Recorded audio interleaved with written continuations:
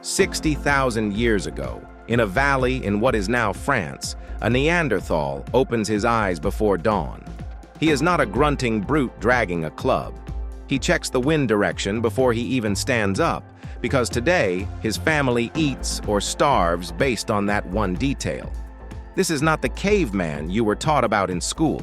This is a real day, hour by hour, in the life of a Neanderthal, reconstructed from real archaeological evidence. And by the end of this video, you'll understand why scientists now believe they were far closer to us than we ever imagined. It's an Ice Age morning. The temperature outside the rock shelter is close to freezing, even though it's not winter yet. Europe 60,000 years ago looked nothing like today. Open-steppe tundra, herds of woolly rhino and bison in the distance, forests only in the sheltered valleys. Our Neanderthal, we'll call him by a name archaeologists sometimes use for reconstructions, sleeps on a bed of grass and fur, close enough to 5 other members of his group to share body heat. The fire from last night is down to embers. Someone is already awake, feeding it slowly. Neanderthals didn't just survive the cold, they engineered their way through it, with fitted animal hide clothing, sewn using bone tools, not just draped skins. By mid-morning, 3 of the group set out. Not randomly, they've been tracking a small herd of red deer for 2 days. This is the part most people get wrong. Neanderthals didn't ambush animals with brute force alone, they understood terrain. They used the landscape itself, funneling prey toward cliffs or narrow gorges.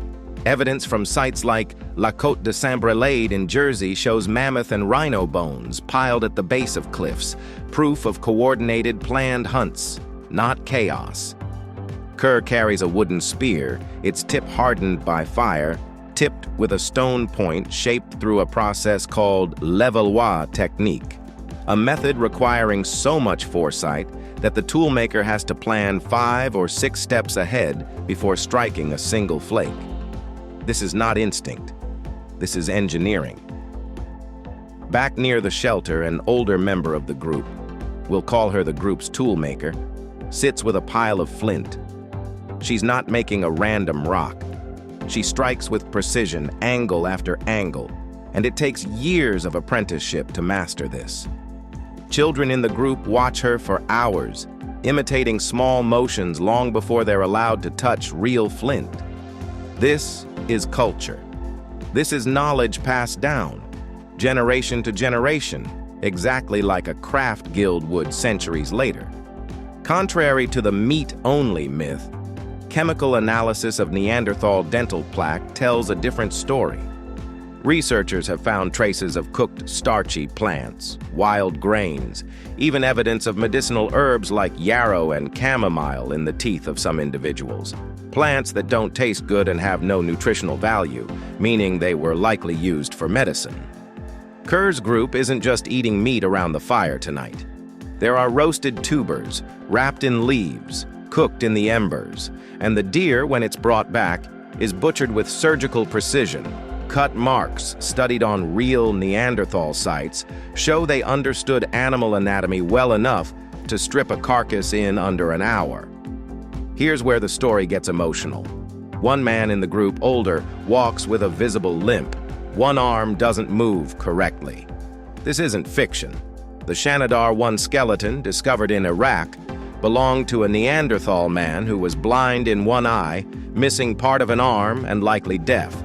Injuries he could not have survived alone. He lived for years after these injuries. Someone fed him. Someone protected him.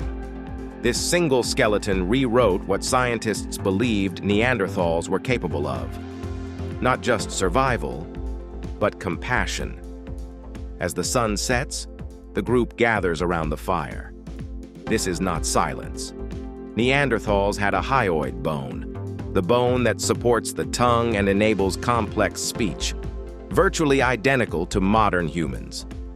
Most researchers today believe they had some form of spoken language. Around this fire, sound isn't just noise. It's warning, storytelling, teaching, perhaps even grief. Evidence from sites like Shanidar Cave shows what may be intentional burial, bodies placed with flowers, arranged with what looks like ritual care. And yet, within a few thousand years of this exact night, the Neanderthals were gone. Not wiped out in some dramatic war.